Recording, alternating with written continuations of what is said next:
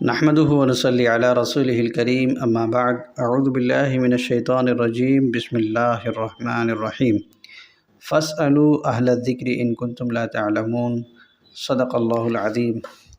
یہ ہمارا گروپ ہے دارالافتاء مدرسہ عربیہ خورجہ احمد کالونی بارہ دری پنجابیان خورجہ۔ یہ گروپ ہے، اس کے اندر بہت سارے مسائل آتے رہتے ہیں، لوگ سوال کرتے ہیں اور پھر ان سوالوں کا جواب یہاں پر فتووں کی شکل میں اور دارالعلوم دیوبند کے اور بڑے بڑے مدارس بڑے بڑے اداروں کے فتووں کی روشنی میں اور قرآن اور حدیث کی روشنی میں یہاں جواب دیا جاتا ہے۔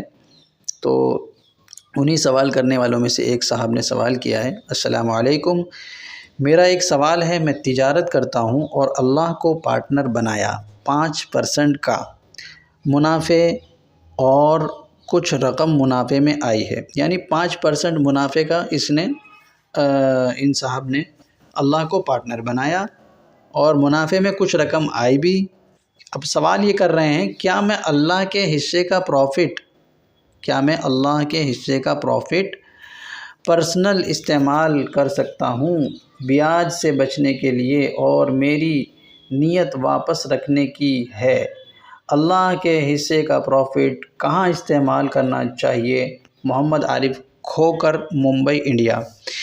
تو یہ ان بھائی صاحب کا سوال ہے۔ انہوں نے سوال کیا ہے کہ میں نے اللہ کو پارٹنر بنایا تھا 5% میں اور اس میں منافع بھی ہوا، اب یہ چاہ رہے ہیں کہ اللہ کا جو حصہ ہے 5% کا اس کو اپنے یوز میں لائیں، اور اس نیت سے یہ اپنے استعمال میں لانا چاہتے ہیں کہ میں بعد میں اس کو رکھ دوں گا۔ تو کیا میرا یہ سوال کر رہے ہیں، کیا میں استعمال کر سکتا ہوں اس رقم کو بعد میں رکھنے کی نیت سے، یا استعمال نہیں کر سکتا ہوں؟ ایک سوال ان کا یہ ہے۔ دوسرا سوال ساتھ میں انہوں نے یہ بھی کیا ہے کہ اللہ کے حصے کی رقم کا کہاں کہاں استعمال کرنا درست ہوتا ہے، کہاں استعمال کیا جاتا ہے اس کو، یعنی اگر آپ نے اللہ کو پارٹنر بنایا اپنے کاروبار میں، ایک 5% کا 10% کا ایک متعینہ مقدار کا آپ نے بنا لیا پارٹنر، اب اس پرٹیکولر مقدار کو ہم کہاں صرف کریں گے، کہاں یوز کریں گے؟ تو اس کے بارے میں فتویٰ ہے باقاعدہ، میں انشاءاللہ آپ کو فتویٰ بھی دکھا دیتا ہوں، اور اس کا جواب فتوے کو میں سمجھا دیتا ہوں۔ فتوے کو سمجھنے سے پہلے آپ یہ سمجھ لیجئے کہ جب آدمی کسی کو پارٹنر بناتا ہے تو اس کی 2 شکلیں ہوتی ہیں۔ ایک شکل تو یہ ہوتی ہے کہ آدمی زبان سے کہے کہ میں اللہ تبارک و تعالیٰ کو پارٹنر بنا رہا ہوں اتنے % میں، چاہے وہ اکیلے میں کہے یا چاہے کسی کے سامنے کہے، کسی کو گواہ بنا کر کہے یا اکیلے میں اللہ کو گواہ بنا کر کہے، بہرحال وہ اکیلے میں کہے یا کسی کے سامنے کہے، دونوں شکلوں میں یہ پارٹنرشپ کا جو معاملہ ہے اس کو منت کہتے ہیں۔ ایسی شکلوں میں اگر زبان سے کہہ رہا ہے تو یہ منت ہوگی، چاہے کسی کے سامنے کہے یا اکیلا کہے، یہ منت ہو جائے گی، اور منت ماننے کی وجہ سے انسان کے اوپر وہ چیز واجب ہو جاتی ہے، لازم ہو جاتی ہے جس کی منت مانی ہے۔ سمجھے بات؟ تو یہ تو ایک شکل ہوئی۔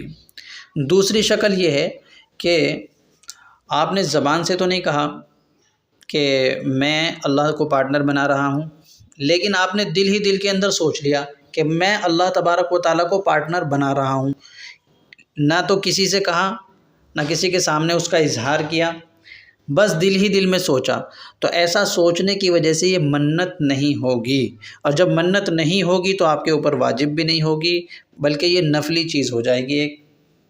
کیا ہو جائے گی؟ نفلی چیز ہو جائے گی، واجب نہیں ہوگی۔ لہٰذا اب یہ دونوں شکلیں ہیں، اب دونوں شکلیں آپ کے سامنے آ گئیں۔ اب دونوں شکلیں سامنے آنے کے بعد اب ایک دوسری چیز سمجھیے۔ صدقہ 2 طرح کا ہوتا ہے، ایک ہوتا ہے صدقہ واجبہ اور ایک ہوتا ہے صدقہ نافلہ۔ تو جو صدقہ واجبہ ہوتا ہے، یعنی کہ انسان کے اوپر جو رقم اللہ کے راستے میں دینی واجب ہے اس کو صدقہ واجبہ کہتے ہیں۔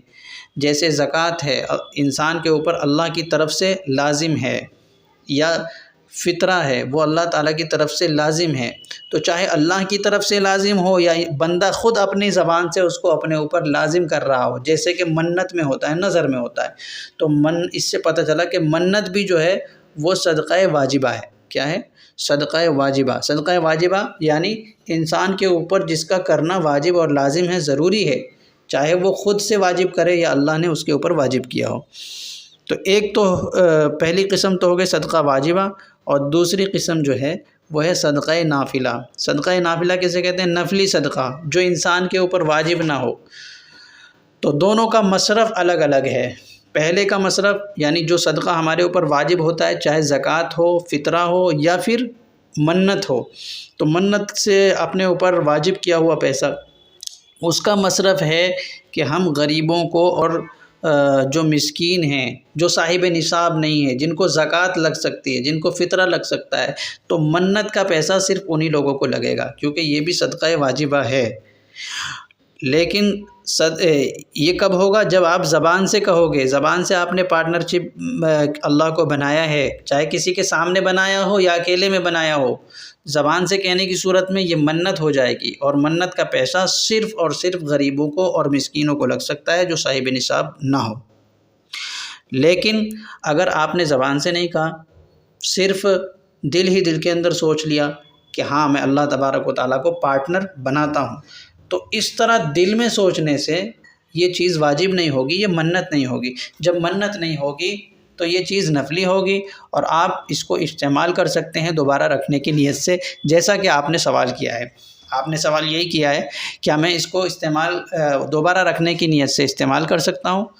تو اس کا جواب یہ ہے کہ اگر آپ نے دل ہی دل کے اندر نیت کی تھی اور زبان سے نہیں کہا تھا پارٹنرشپ بنانے کا، تو ایسی صورت میں آپ اس کو دوبارہ رکھنے کی نیت سے استعمال کر سکتے ہیں، اور کسی کو بھی دے سکتے ہیں، کیونکہ وہ نفلی ہے، آپ کے اوپر واجب نہیں ہے وہ رقم، لہٰذا آپ چاہے اس کو استعمال کریں، چاہے اس کو واپس رکھنے کی نیت سے استعمال کریں، چاہے کسی غریب کو دیں، چاہے مسجد میں لگائیں، کہیں بھی آپ اس کو استعمال کر سکتے ہیں۔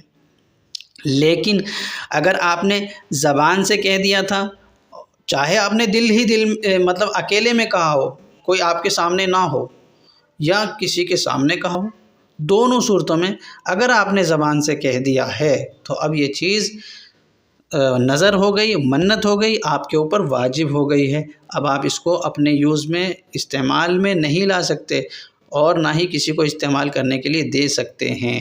یہی اس فتوے کے اندر لکھا ہوا ہے، اور یہی چیز اس فتوے سے سمجھ میں آتی ہے۔ آپ چاہیں تو اس فتوے کو پڑھ سکتے ہیں۔ سوال کرنے والے نے سوال کیا ہے، اسی طرح کا سوال کیا ہے کچھ، جواب دیکھ لیجیے۔ آنسر یہ ہے کہ کاروبار میں اللہ تعالیٰ کو پارٹنر بنانے کا مطلب یہ ہوتا ہے کہ کاروبار کے منافع میں سے ایک حصہ اللہ تعالیٰ کے لیے متعین کر دیا جائے، پھر کاروبار میں نفع کا جو حصہ اللہ تعالیٰ کے لیے خاص کیا جائے، اس کے متعلق اگر زبان سے بھی یہ کہا کہ اتنا حصہ اللہ تعالیٰ کا ہے، اور تو اس کی حقیقت نظر یعنی منت کی ہے، اس سے مسجد بنوانا، مدرسے کی تعمیر کروانا، اور اسی طرح سے یا زمین خریدنا درست نہیں ہے۔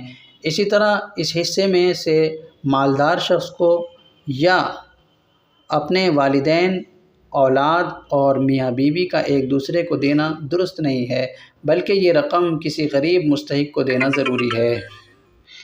اور اگر زبان سے نہیں کہا کہ اتنا حصہ اللہ تعالیٰ کا ہے، بلکہ صرف نیت کی کہ اتنا صدقہ میں غریبوں کو دوں گا، تو اس کی حیثیت صدقے کی ہے، اس سے مسجد بنوانا، مدرسے کی تعمیر کروانا، کسی مالدار کو بنیت ثواب دینا وغیرہ درست ہے۔ اب اس کے آگے حوالہ دیا ہے، فتاوی شامی میں کا حوالہ دیا ہے، اعلم ان الصدقۃ تستحب فاضل عن کفایتہ والافضل لمن يتصدق نفلا ان ينوي لجميع المؤمنین والمؤمنات لانها تصل الیہم ولا ينقص من اجرہ شیء۔ فتاوی شامی میں ہے، فتاوی طاہر خانیہ کا بھی حوالہ دیا ہے، آپ چاہیں تو پڑھ سکتے ہیں۔ والسلام علیکم ورحمۃ اللہ۔